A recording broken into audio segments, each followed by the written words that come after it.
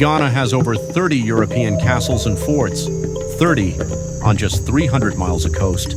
That's more than most European countries have. So the question is, what were they all built for? Because spoiler, it wasn't just gold.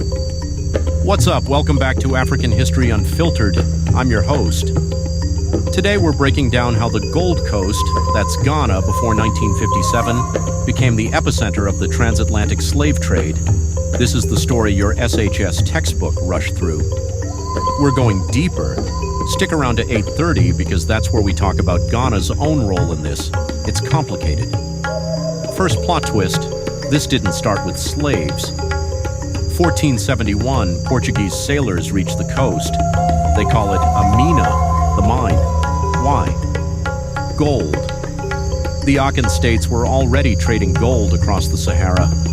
So in 1482, Portugal built São Jorge da Mina, Elmina Castle, the first European building in sub-Saharan Africa. For the next 100 years, the business is gold, ivory, pepper. Historians call this the commodity phase. The castles were basically warehouses with guns. So what changed? One word, sugar. European colonies in Brazil, the Caribbean, America, they're growing sugar, cotton, tobacco, but it's brutal work. Local populations are dying from disease. They need labor, a lot of labor. And West Africa has two things: people skilled in tropical farming, and it's perfectly placed on trade wind routes. Ghana is literally on the highway to the Americas. By the 1640s, the Dutch seize Elmina. The British, Danes, Swedes all built forts. Human cargo becomes more profitable than gold. Let's talk architecture because the castles tell you everything. Top floor at Cape Coast Castle, governor's quarters, church, sunshine, ocean breeze. Bottom floor, male dungeon, 200 feet by 20 feet. No windows, no toilets. Up to 1,000 men held for months. You could hear hymns from the church while you were in the dark. Historians call this architectural violence. It was designed to dehumanize. After weeks, captives walked through this, the door of no return, onto ships, gone forever. Here's the math that matters. According to the Transatlantic Slave Trade Database, 12.5 million Africans were forced onto ships. About 2 million died on the voyage, the Middle Passage. That's a 16% death rate for 300 years.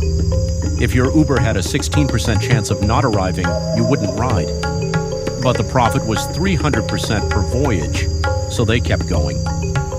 Ghana's coast was central. Captives came from as far as Burkina Faso and northern Nigeria, marched for weeks to the coast. Okay, this is the part I told you to wait for. Yes, some Ghanaian states participated. The Ashanti Empire fought wars and sold captives to the coast. The Fante acted as middlemen, but, and this is critical context, the idea of Africa or Ghana as one group didn't exist. This was Ashanti versus Nkrumah, Fante versus Asante, like France versus England. It was still wrong, but it wasn't black people selling their own. Also, many fought back. The Akiem and Akwamu attacked European forts, so it was never simple. Europe created the demand and the system. That's on them. But we have to own the whole history. 1807, Britain bans the trade. 1833, bans slavery. But the damage was done. The name Gold Coast stuck, named for what Europe took.